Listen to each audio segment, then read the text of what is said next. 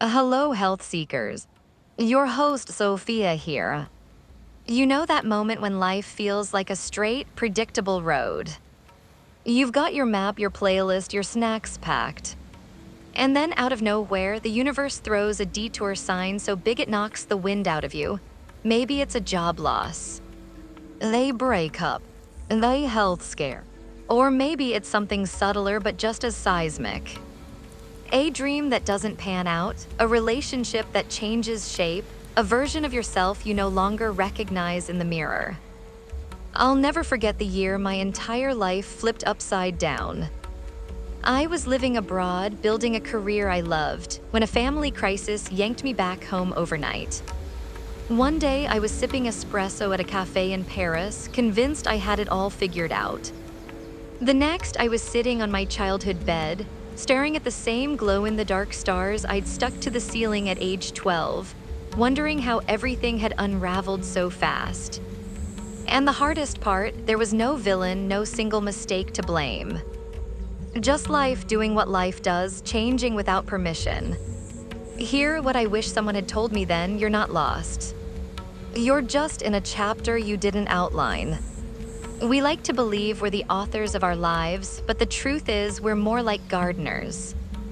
We plant seeds, we water them, we hope. But storms come, a soil shift. Some plants thrive, others do. And the real skill isn't in controlling the weather, it's in learning to dance in the rain. Take my friend Marco. He'd worked at the same company for 15 years when they suddenly downsized. No warning. Just a Zoom call and a severance package. For months, he spun in circles, angry, terrified, replaying the what-ifs. Then one day, his daughter asked him to teach her how to bake bread, a pandemic hobby he'd half-heartedly started. As they kneaded dough together, he had this absurd realization: I've been trying to rebuild my old life instead of asking what could be better. That baking lesson turned into a pop-up bakery, then a thriving small business. Now he says getting laid off was the best thing that ever happened to me. But I had to let go of the old dream to see the new one. That's the secret no one talks about. Unexpected change doesn't just happen to you, it reveals you. It strips away the roles you thought defined you. The job title, the relationship status, the plan. And forces you to ask, who am I when all of this falls away? And that question, it's terrifying. But it's also the most freeing thing you'll ever answer. I think of another friend, Priya, who spent years saving for her dream home, only to lose it all in a market crash. Oh, she was devastated, until she stumbled into volunteering at a community garden. Turns out her wasted real estate knowledge made her the perfect advocate for urban green spaces. Last I checked, she was lobbying city council for more parks. Funny how the universe reroutes you, she told me. My dream house wasn't a place, it was a purpose. Now let's be real, none of this means you have to plaster on a smile and pretend the hard parts don't hurt. Grief is part of the process. So when life changes abruptly, you're allowed to mourn what you thought would be. A cry, a rage, a eat too much ice cream. But then, and this is crucial, ask yourself what's still here. Because even in the rubble, there are tools. Your resilience, your humor. That one friend who shows up with tacos and zero platitudes. The tiny, stubborn part of you that whispers, okay, what next? I'll leave you with this. Years after my own detour, I stumbled upon an old journal entry from that chaotic time. In wobbly handwriting, I'd written, I feel like a tree ripped up by its roots. But beneath it, added later, was a note, and now I get to replant myself wherever I want. That's the gift of unexpected change. It doesn't just take, it makes space. For new growth. For surprises you couldn't have planned. For a version of you that's more adaptable, more compassionate, more alive than the one who thought they had it all figured out. So if today finds you in the middle of an unplanned plot twist, If you're staring at a closed door or a broken plan or a future that looks nothing like you imagined, and take a deep breath.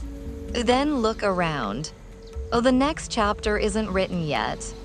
And that's your superpower.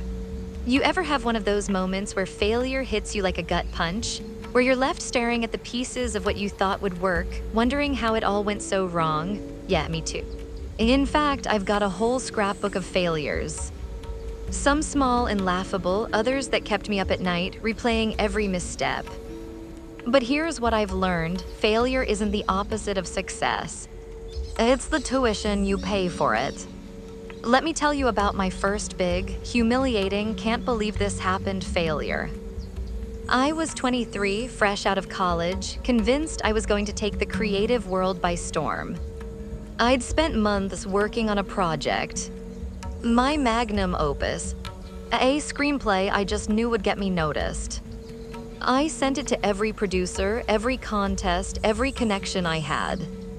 Oh, and then nothing. Not even a polite rejection. Just silence. For weeks, I walked around feeling like I'd been personally erased from the universe. Then one day, a mentor of mine, a grizzled, seen-it-all writer, said something that changed everything. You're not being rejected. Your work is. And your work isn't you unless you quit. That stung, but it also set me free. Because here's the truth about rejection: it doesn't mean no forever. It just means not this way, not right now. Here's the thing we forget about failure: it's data, not destiny. Every no carries clues if you're brave enough to look. When my first business flopped, I obsessively cataloged every mistake. The unrealistic timelines, the corners I'd cut, the feedback I'd ignored. That post-mortem became the blueprint for everything that worked later. And then there's rejection's ugly cousin, shame. That voice that whispers maybe they saw something unworthy in you. Let's talk about that. Because nothing derails us faster than conflating a rejection with our worth. I'll never forget watching a famous author get heckled during a reading. Instead of crumbling, she smiled and said, you must be one of my one-star reviewers. Tell me what specifically didn't work for you." The room froze. The critic stammered. And with that simple question, she reframed rejection as dialogue instead of verdict. What if we did that? What if every no became an invitation to ask, what can I learn here? Not in a toxic positivity way, but with genuine curiosity. Because the most successful people I know aren't those who never fail. They're the ones who have developed a kind of emotional antifreeze, letting setbacks crystallize without shattering them.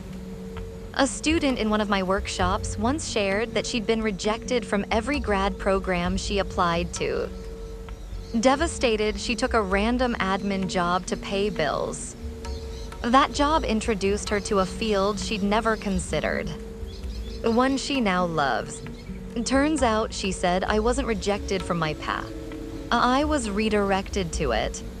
So the next time failure knocks you flat, when the promotion goes to someone else, when the audition doesn't pan out, when your best effort gets met with silence, remember, this isn't the end of your story. It's the gritty middle where character gets forged. Every masterpiece has drafts. Every innovator has scars. And every no is just clearing space for the right yes. Now go fail gloriously. I'll be here, cheering you on from the bleachers of my own beautiful messes. You know that voice in your head? The one that whispers, who do you think you are, when you're about to go after something big? The one that replays your past mistakes like a greatest hits album right when you need confidence the most? Yeah, that one. I know it too. Intimately. Let me tell you about the time self-doubt nearly cost me everything. Years ago, I was offered an incredible opportunity. The kind you fantasize about but never actually expect to happen. Instead of celebrating, I spent weeks paralyzed. What if I'm not ready? What if they realize they made a mistake? I drafted an email declining the offer 3 separate times. Then my mentor, who'd watched me self-sabotage for years, said something that cut through the noise. You're not afraid of failing. You're afraid of succeeding. Because then you'd have to believe you're capable. Let out. But also, yes. Here's the truth about self-doubt. It's not a sign you're inadequate. It's proof you're growing. The only people completely free of self-doubt are narcissists and beginners. And I don't know which is more dangerous. I think of my friend Jamal, a brilliant musician who almost didn't release his album because he kept comparing his rough mixes to other artists' finished work. It's not perfect yet, he'd say, tweaking the same track for the 100th time. Then his producer, a wise old jazz cat, told him perfect is how art goes to die. Put it out while it still has your heartbeat in it. That album, it went platinum. The imperfection, the slightly raw vocals, the emotional cracks, became what fans loved most. That's the thing about self-doubt, it lies to you. It tells you that everyone else has it figured out while you're flailing. But here's what I've learned from interviewing hundreds of successful people. They all have their own version of the voice. The difference isn't that they don't hear it. It's that they've learned to talk back. Take my client Maria, a powerhouse lawyer who still gets nervous before big cases. She showed me her proof file. A folder of wins, kind notes from clients, moments she nailed it when she felt like an imposter. When the doubt creeps in, she said, I don't argue with it. I just show it the receipts. Because that's the secret, self-doubt shrinks in the light of evidence. When you can point to actual times you've been competent, capable, even extraordinary, the voice loses its power.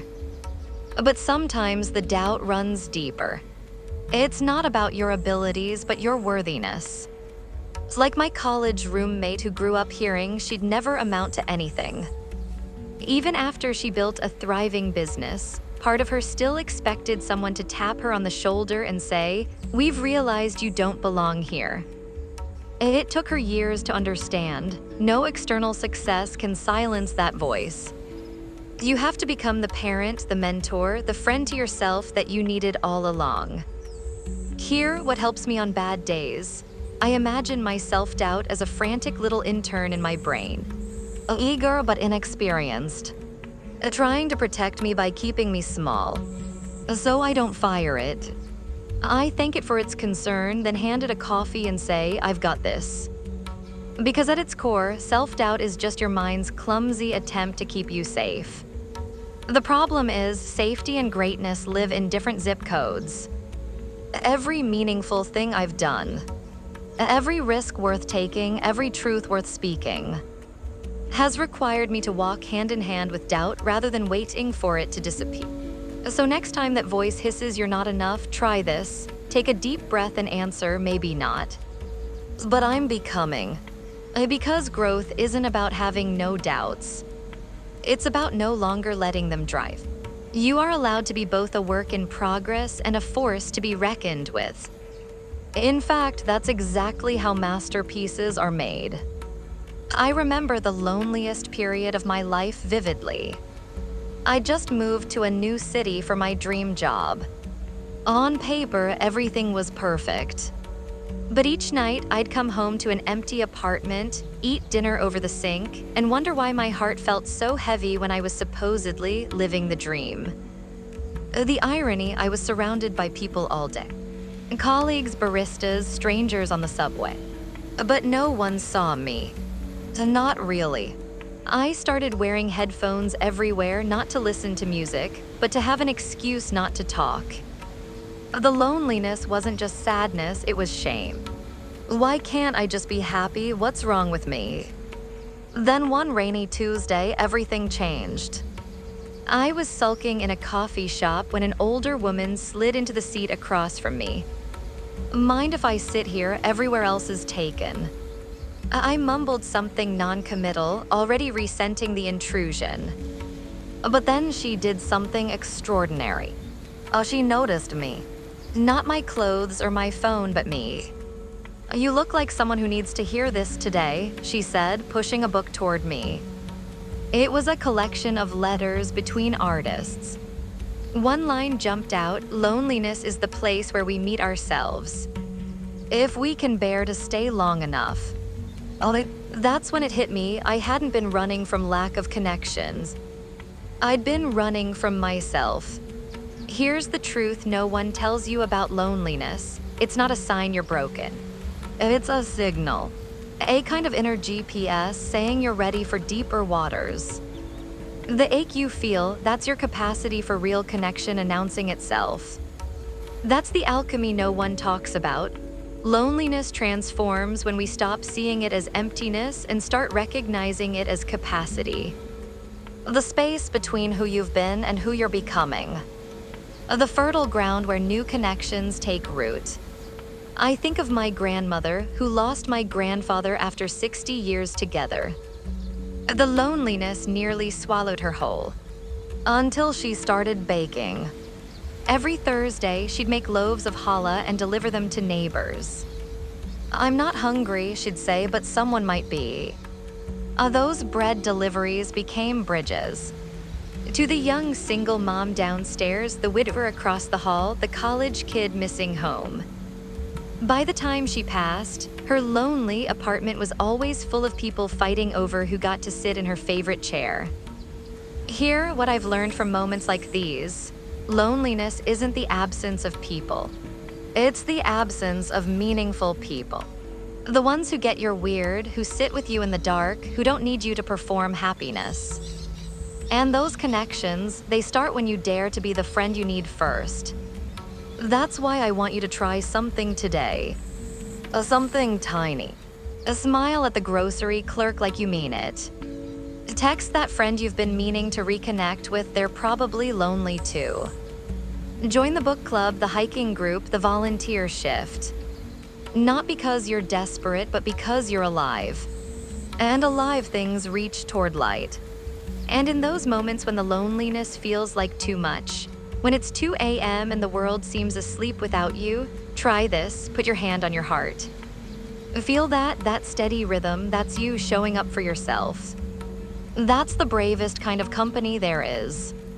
Because here's the secret no one tells you. The people who light up rooms, who create communities, who make others feel less alone, they've all sat where you're sitting. They just kept going long enough to turn their loneliness into belonging. For themselves and others. So tonight, if you're feeling that familiar ache, don't numb it. Don't hate it. Thank it. It's reminding you that you're meant for more than surface-level connections. That your heart is too vast for small talk. That somewhere, maybe just around the corner, there's someone hopping to meet someone exactly like you. The bridge between loneliness and connection is always under construction.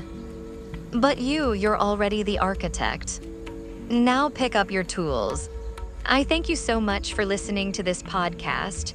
Remember to like, follow, subscribe, and do all those lovely things you wonderful people do. I'll see you next time.